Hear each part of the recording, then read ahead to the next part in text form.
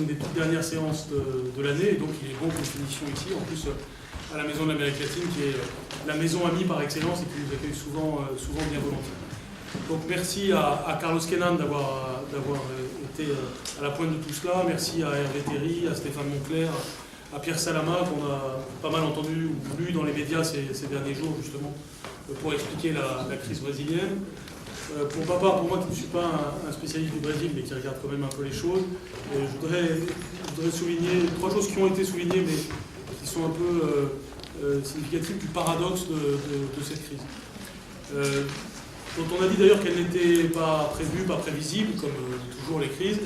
Et en même temps, j'ai souvenir de quelques discussions ces derniers mois avec plusieurs personnes, y compris Carlos d'ailleurs, qui d'un point de vue économique tout de même s'étonnaient de la panne de croissance et des risques que cela pouvait engendrer. Ce qui fait que, certes, c'est une surprise à certains égards, mais en même temps, pas complètement une surprise. En tout cas, ce sera intéressant de le voir sous l'angle politique, économique et social ce soir. D'une certaine façon, il y a trois paradoxes dans le caractère, entre guillemets, inattendu de cette crise. Le paradoxe politique, le paradoxe économique et social, et ce qu'on pourrait appeler le paradoxe sociétal, ou sportivo-sociétal.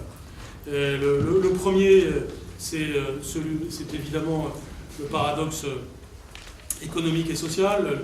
Depuis des années, on parle des pays émergents comme étant des pays représentant l'avenir de l'humanité. Ce discours sur les pays émergents a été d'autant plus favorisé que le discours pessimiste sur l'Europe, en contrepoint, vient en quelque sorte marquer le passage d'un monde à un autre. Ce discours a bien sûr une validité. Il est incontestable qu'il y a en ce moment des grands mouvements tectoniques et économiques. Et en même temps, il a ses limites, on le voit aujourd'hui, dans la mesure où, bien entendu, des pays comme la Turquie, comme le Brésil, pour des raisons d'ailleurs comparables par certains aspects, très différentes par d'autres aspects, traversent des crises qui peuvent justifier de multiples explications, mais qui en tout cas nous montrent bien qu'il y a des difficultés, évidemment, y compris quand on est un pays émergent, même si, évidemment, la question du taux de croissance est un élément explicatif. Le deuxième paradoxe, il est politique, il a été largement souligné. On a un parti de gauche emblématique au pouvoir et des manifestations populaires, le même type de manifestations populaires qui, au cours des décennies passées, ont fortifié ce parti et qui, aujourd'hui, le prennent à rebours. C'est très intéressant d'analyser, bien sûr, le discours politique dans ces cas-là. Je suis sûr que Stéphane Monclerc, par exemple, n'y manquera pas. Mais c'est évidemment intéressant de voir comment un parti comme celui-ci est évidemment mal à l'aise avec une protestation comme celle-là, a fortiori quand elle s'accompagne de violences policières, comme on l'a vu, et a fortiori quand on voit les réactions, disons, mitigées des protestataires face aux premières réactions du pouvoir. À l'intérieur de ce second paradoxe, il y a la question qu'on pourrait appeler le paradoxe constitutionnel, c'est que je vais essayer d'approfondir dans les temps qui viennent. On a une des constitutions les plus avant-gardistes du monde, une constitution qui a beaucoup développé la question des droits, et y compris la question du service public, une constitution qui a été mise en valeur par une cour constitutionnelle de plus en plus présente, et un système juridique qui prête de plus en plus attention à la Constitution, par-delà les différents blocages politiques.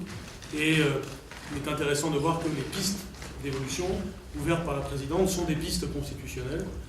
On se dirige donc probablement vers une nouvelle volonté de faire avancer le politique par le constitutionnel, avec les forces et les faiblesses d'une telle démarche.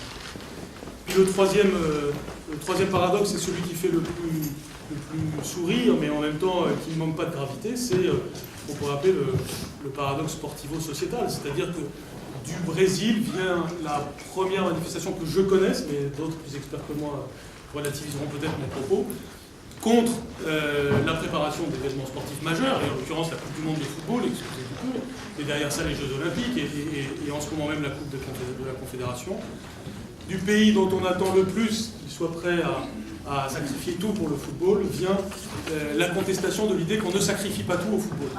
Et là, il y a quelque chose évidemment qui a frappé tout le monde, mais qui, là aussi, mérite explication, mise en perspective et analyse approfondie, parce qu'évidemment, le sujet du football est tout superficiel et à certains égards, la religion devient de nos contemporains, et parfois nous sommes, si nous ne sommes pas adeptes, nous sommes sympathisants. Et donc ce paradoxe-là est intéressant parce qu'il est aussi quelque chose qui brise les frontières entre les domaines, et notamment entre le domaine sportif, en l'occurrence, et le domaine politique. Bref.